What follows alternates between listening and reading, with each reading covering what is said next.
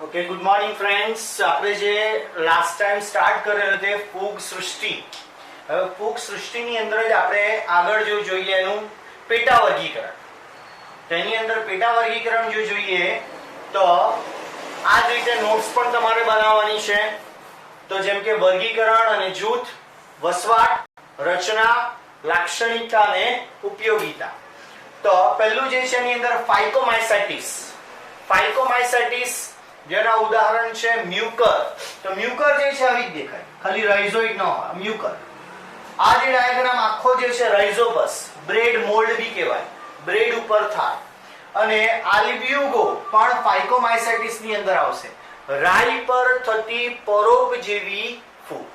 તો રાઈ પર થતી પરોપજીવી ફૂગ. અને કેમ ફાઇકોમાઇસેટિસ કહેવાય? કારણ કે આનો દેખાવ અને રચના કેવી હોય છે? તો લીડ જેવી હોય છે. ફાઇકોબાયોન્ટ જેવી, લીડ જેવી, એટલે એને કહેવાય ફાઇકોમાઇસેટિસ. વસવાટ જલજ નિવાસ સ્થાનમાં, ભીના અને ભેજયુક્ત વિસ્તારમાં, સડતા લાકડા પર અને પરોપજીવી તરીકે વનસ્પતિ ઉપર આ બધી ફૂગ જોવા મળે.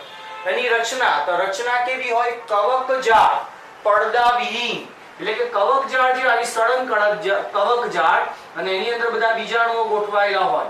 આડા પડદા જેવી રચના હોતી નથી.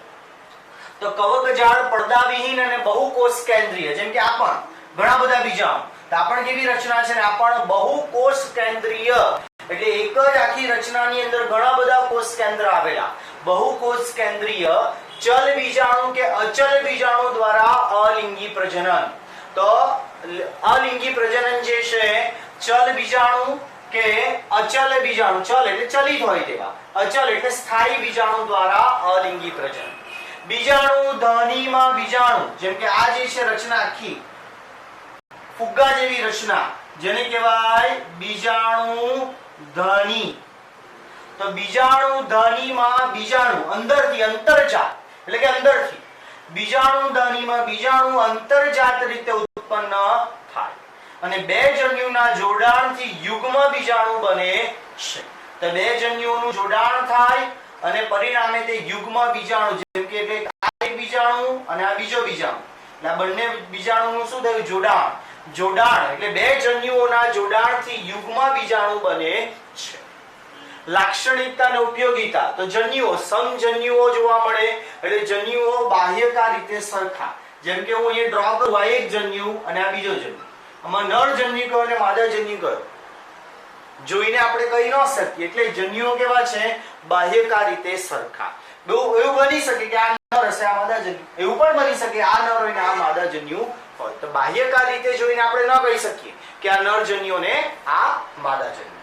પછી વિષમજન્યુ કે અંડજન્યુ, એટલે કે જન્યુઓ બાહ્યકાર રીતે સરખા. જેમ કે નર જન્યુ સામાન્ય રીતે ચલિત હોય અને માદા જન્યુ કદમાં મોટા અને સ્થાયી હોય. તો આને કહેવાય વિષમજન્યુ. તો વિષમજન્યુ કે અંડજન્યુ એટલે જન્યુઓ બાહ્યકાર રીતે સરખા ન હોય, એને કહેવાય વિષમજન્યુ. તો આપણે આ જોઈ ગયા પહેલું પેટા વર્ગીકરણ ફૂગ સૃષ્ટિની અંદર, ફાઇકોમાઇસેટિસ. ત્યારબાદ હવે નેક્સ્ટ જે આપણે જોવાના છે આસ્કોમાઇસેટિસ.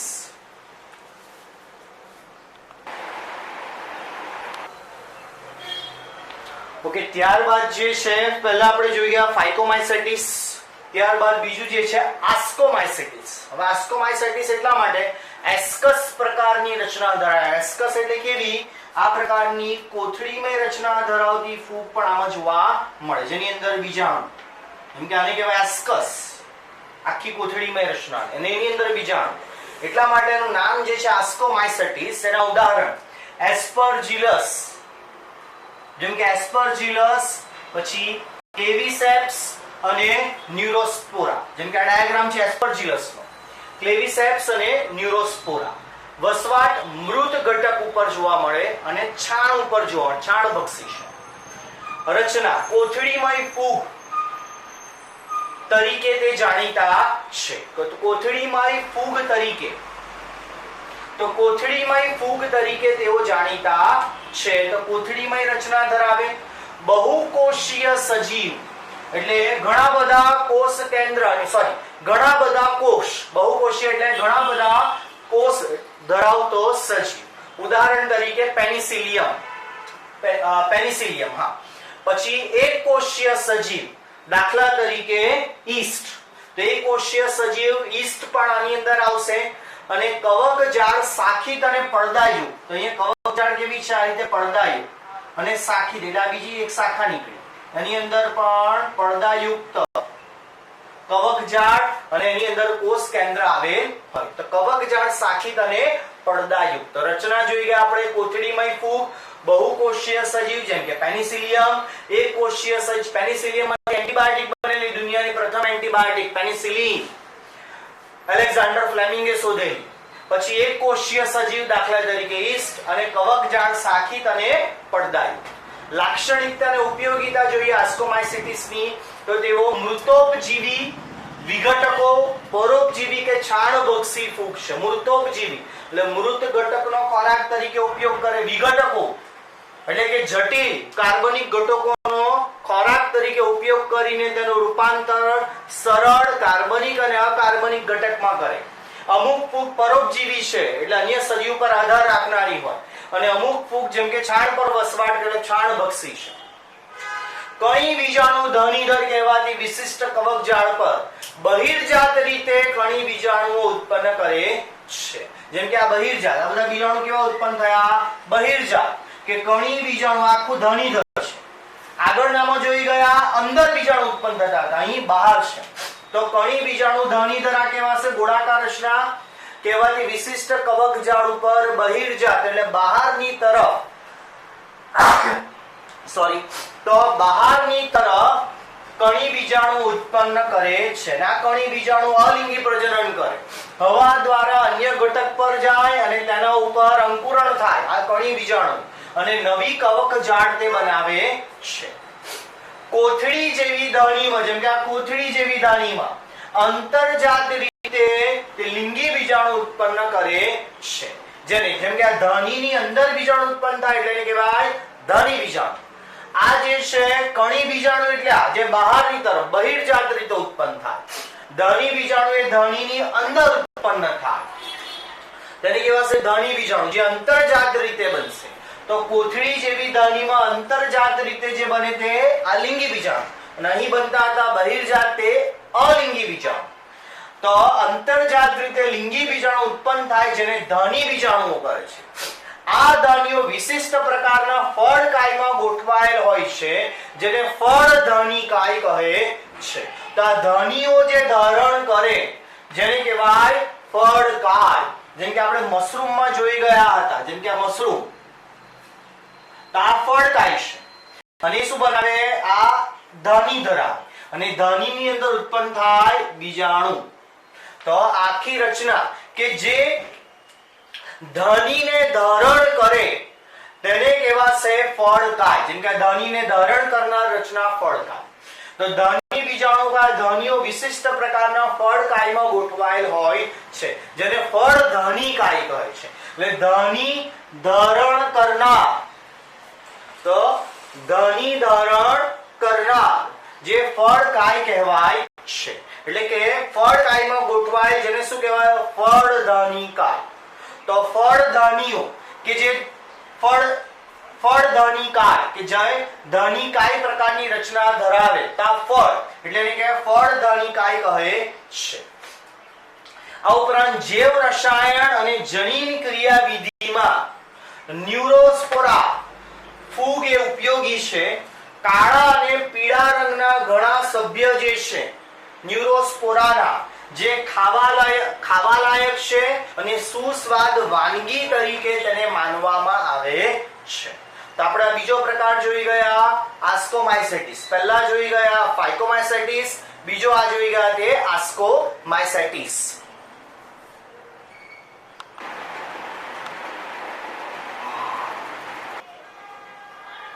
ઓકે, ત્યારબાદ ત્રીજો પ્રકાર છે બેસિડિયોમાઇસેટિસ. હવે આનું નામ બેસિડિયોમાઇસેટિસ કેમ છે? તો આ જે રચના છે ને કહેવાય બેસિડિયા, અને બેસિડિયા ઉપર બીજાણુનું નિર્માણ થાય, એના પર ગોઠવાય, સેટ થાય. એટલે બેસિડિયા પર બીજાણુ સેટ થાય એટલે એને કહેવાય બેસિડિયોમાઇસેટિસ. ઉદાહરણ તરીકે એગેરિકસ જેમ કે મશરૂમ, પછી યુસ્ટિલાગો જે અંગારિયા માટે જવાબદાર ફૂગ છે. અંગારીઓ એટલે કે પર્ણો ઉપર પર્ણો બળી ગયેલા હોય ને તેવો ડગ પડી જાય એટલે એને કહેવાય અંગારિયા માટે જવાબદાર ફૂગ યુસ્ટિલા. અને પક્ષીનિયા જે ગેરુ માટે એટલે રાતાસ પડતા ડગ અને ચાઠા માટે જવાબદાર છે. પક્ષીનિયા ફૂગ. વસવાટ ક્યાં જોવા મળે? જમીનમાં, વૃક્ષના થડ ઉપર, વનસ્પતિ દેહની અંદર પરોપજીવી તરીકે પણ જોવા મળે. ઉદાહરણ તરીકે ગેરુ રોગ માટે જવાબદાર અને અંગારિયો રોગ માટે જવાબદાર ફૂગ, જે આપણે અહીં જોઈ જ ગયા. અંગારિયા માટે યુસ્ટિલાગો ફૂગ જવાબદાર છે અને ગેરુ માટે પક્ષીનિયા ફૂગ જવાબદાર છે. આ વર્ગના સ્વરૂપો બ્રેકેટ ફંજાઈ, બ્રેકેટ ફંજાઈ અને પફ પોલ્સ તરીકે જાણીતા છે, કારણ કે ગોળાકાર પફ પોલ્સ જેવી રચના છે. બ્રેકેટ ફંજાઈ એટલે કે જાળી જેવી, આ રીતે જાળી જેવી રચના ધરાવતા હોય એટલે બ્રેકેટ ફંજાઈ તરીકે તે જાણીતા છે. ગેરુ અને અંગારિયા માટે જવાબદાર ફૂગ ની કવકજાળ કેવી? શાખિત હોય એટલે શાખિત કવકજાળ આ પ્રકારની અને પડદાયુક્ત અને તેની અંદર બીજાણુઓ ગોઠવાયેલા હોય. એટલે કે ગેરુ અને અંગારિયા માટે જવાબદાર ફૂગ જે છે તેની કવકજાળ આ રીતે શાખિત અને પડદાયુક્ત હોય છે. અલિંગી બીજાણુ જોવા મળતા નથી, પરંતુ અવખંડન દ્વારા પ્રજનન કરે. અવખંડન દ્વારા એટલે શું? જેમ કે આટલો ટુકડો છૂટો પડીને બીજે કસે જાય, જેમ કે અને પછી પોતાનો વિકાસ સાધે અને નવી ફૂગનું નિર્માણ કરે. લિંગી અંગો ગેરહાજર છે અને દ્વિકોષ કેન્દ્રી રચનાનું નિર્માણ કરે. દ્વિકોષ કેન્દ્રી એટલે એકની અંદર ઘણીવાર આપણને બે કોષ કેન્દ્ર પણ જોવા મળે. ત્યારબાદ લાક્ષણિકતા અને ઉપયોગિતા. વાનસ્પતિક કે દૈહિક કોષના જોડાણ દ્વારા જીવરસ સંયુગ્મન થાય. તો જીવરસ સંયુગ્મન કેવી રીતે થાય? જેમ કે આ એક પડદા યુક્ત, એમાં એક કોષ કેન્દ્ર અને બીજાનું, આ રીતે બંને ભેગા મળી જાય એટલે જીવરસ ભેગા છે પણ કોષ કેન્દ્ર હજી ભેગા નથી. એટલે આ પ્રકારની જે રચના બને, આ જે રચના બની તે આ રચના કે જેમાં બે અલગ અલગ ફૂગના તંતુઓ જોડાઈ ગયા, તો વાનસ્પતિક કે દૈહિક કોષના જોડાણ દ્વારા જીવરસ સંયુગ્મન થાય. પરિણામે આ કેવી રચના બની? દ્વિકોષ કેન્દ્રી રચના બની, જે પ્રકણી બીજાણુ ધની તરીકે વિકસે. આનો વિકાસ શેમાં થયો? તો આ જે આ વિકાસ જે થયો છે આ જેને કહેવાય પ્રકણી બીજાણુ ધની તરીકે તે વિકાસ પામ્યો. પ્રકણી ધનીમાં કોષ કેન્દ્ર સંયુગ્મન અને આની અંદર કોષ કેન્દ્ર સંયુગ્મન અને અર્ધીકરણ થવાથી 4 પ્રકણી બીજાણુ ઉત્પન્ન થાય. તો તમે જુઓ 4 પ્રકણી બીજાણુ અને આ બીજાણુઓ પ્રકણી બીજાણુ ધની. આ શું છે? પ્રકણી બીજાણુ ધની. તેના ઉપર બહિર્જાત રીતે 4 પ્રકણી બીજાણુ ઉત્પન્ન થાય છે. આ પ્રકણી બીજાણુઓ બીજાણુ ધનીઓ ફળકાયમાં ગોઠવાયેલ હોય છે. આ રચના ક્યાં ગોઠવાયેલ હોય? ફળકાયમાં, જેને પ્રકણી ધની કાયો કહે છે. તો જેમ કે મશરૂમમાં પણ જોવા મળશે પ્રકણી ધની કાયો. આપણે જોઈએ જેમ કે આ મશરૂમ, તેના ઉપર આ રીતે બધી રચનાઓ, આને શું કહેવાય? પ્રકણી ધની કાયો. અને જેના ઉપર આપણને 4 પ્રકણી ધની કાયો ઉપર 4 પ્રકણી બીજાણુઓ વિકસિત થયેલા જોવા મળે. અને ત્યારબાદ આ પ્રકણી બીજાણુમાંથી નવી ફૂગનું નિર્માણ થશે. તો આ જે આપણે જોઈ ગયા તે બેસિડિયોમાઇસેટિસ. ત્યારબાદ હવે આપણે છેલ્લો પ્રકાર એનો જોવાના છીએ ફૂગ સૃષ્ટિની અંદર. ઓકે, ત્યારબાદ ફૂગ સૃષ્ટિની અંદર છેલ્લો ચોથો પ્રકાર જે છે જૂથ, તો ડ્યુટેરોમાઇસેટિસ. ડ્યુટેરોમાઇસેટિસ, હવે એમનું નામ કેમ ડ્યુટેરોમાઇસેટિસ આપવામાં આવ્યું? કારણ કે તેની એક તો ઇમ્પરફેક્ટ ફંજાઈ છે, અપૂર્ણ ફૂગ છે. કારણ કે એના લિંગી પ્રજનનના તબક્કા વિશે હજુ સુધી કોઈ માહિતી મળી શકી નથી. અને તેની અલિંગી અને વાનસ્પતિક તબક્કાને, અલિંગી તબક્કો અને વાનસ્પતિક તબક્કાને એક જ નામ આપવામાં આવ્યું હોવાથી તેમને ડ્યુટેરોમાઇસેટિસ વર્ગમાં મૂકવામાં આવેલ છે. ડ્યુઅલ બંને એક જ છે, એટલે કે એમનો અલિંગી અને વાનસ્પતિક તબક્કો એક જ છે. એટલા માટેનું નામ ડ્યુટેરોમાઇસેટિસ આપવામાં આવ્યું છે. ઉદાહરણ તરીકે ઓલ્ટરનેરિયા, કોલિટોટ્રાઇકમ અને ટ્રાઇકોડર્મા. તો ઉદાહરણોના નામ છે ને તમારા માટે બધા નવા હોય એટલે તમને થોડા ડિફિકલ્ટ પણ લાગે. એના માટે આપણે શું કરવાનું, જરાક એને પ્રોપરલી રીડ કરો. વારે વારે રીડ કરશો એટલે તમને યાદ રહેશે. તો ડ્યુટેરોમાઇસેટિસ ના ઉદાહરણ એક તો ઓલ્ટરનેરિયા, કોલિટોટ્રાઇકમ અને ટ્રાઇકોડર્મા. ઓકે, પછી જો તમારે યાદ રાખવું હોય તો અમુક શોર્ટકટ પણ બનાવી શકો. જેમ કે અમુક તમારે યાદ રાખવું ઓલ્ટરનેરિયા, કોલિટોટ્રાઇકમ અને ટ્રાઇકોડર્મા. ઓ કોહલી ટ્રાઇટોકર, જેમ કે ઓ કોહલી ટ્રાઇટોકર એટલે ઓ એટલે ઓલ્ટરનેરિયા, ઓ કોહલી કોહલી પરથી કોલિટોટ્રાઇકમ, ટ્રાઇટોકર તો ટ્રાઈ પરથી ટ્રાઇકોડર્મા. એવી રીતે તમે શોર્ટકટ પણ બનાવી શકો. જેમ કે આનું મેં અત્યારે જ બનાવ્યું કે ઓ કોહલી ટ્રાઇટોકર તો ઓલ્ટરનેરિયા કોહલી, કોલિટોટ્રાઇકમ અને ટ્રાઇટોકર ટ્રાઇકોડર્મા. તો વસવાટ મૃતોપજીવી અને પરોપજીવી તરીકે આ ફૂગ જે છે એનો વસવાટ મૃતોપજીવી અને પરોપજીવી તરીકે. રચના અલિંગી બીજાણુ દ્વારા તે પ્રજનન કરે. કવકજાળ કેવી છે એની, પડદાયુક્ત અને શાખિત એટલે આ જ પ્રકારની કવકજાળ, પડદાયુક્ત અને આ રીતે બધી શાખાઓ પણ ધરાવે અને એની અંદર આપણને બીજાણુ જોવા મળે. લિંગી પ્રજનન ગેરહાજર છે. હવે લિંગી પ્રજનન જ જો નથી થતું તો પછી ફળકાય પણ ગેરહાજર. લાક્ષણિકતા અને ઉપયોગિતા અપૂર્ણ ફૂગ તરીકે તે જાણીતી છે. આ ફૂગના માત્ર અલિંગી અને વાનસ્પતિક તબક્કા જ ઓળખાયા છે. લિંગી તબક્કા વિશે કોઈ માહિતી નથી. તેની અલિંગી અને વાનસ્પતિક તબક્કાને એક જ નામ આપવામાં આવ્યું હોય આથી ડ્યુટેરોમાઇસેટિસ વર્ગમાં મૂકવામાં આવ્યા છે.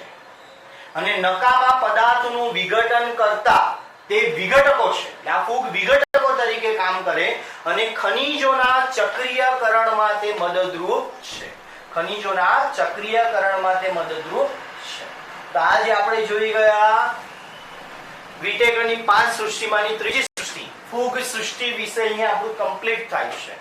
ખાસ સૂચના, વિડીયોમાં હું દરેક વસ્તુ એક જ વાર રિપીટ કરતો હોઉં છું. તમારે વિડીયો એટલીસ્ટ 2 વખત જોવાનો છે, એકનો એક વિડીયો રિપીટ કરીને, જેથી તમારું રિવિઝન પણ થાય. ઓકે, અને સતત વિડીયો મેળવવા માટે હું જે YouTube ની લિંક મોકલું છું એ YouTube ની લિંક જે છે મારી ચેનલ જે છે તમારે સબસ્ક્રાઇબ કરવાની છે, જેથી કરીને હવે જેટલા પણ હું વિડીયો અપલોડ કરું એ સતત તમને મળતા રહે, નોટિફિકેશન મળતી રહે. સબસ્ક્રાઇબ કરો, બેલ આઇકોન પર તમારે ક્લિક કરવાનું છે.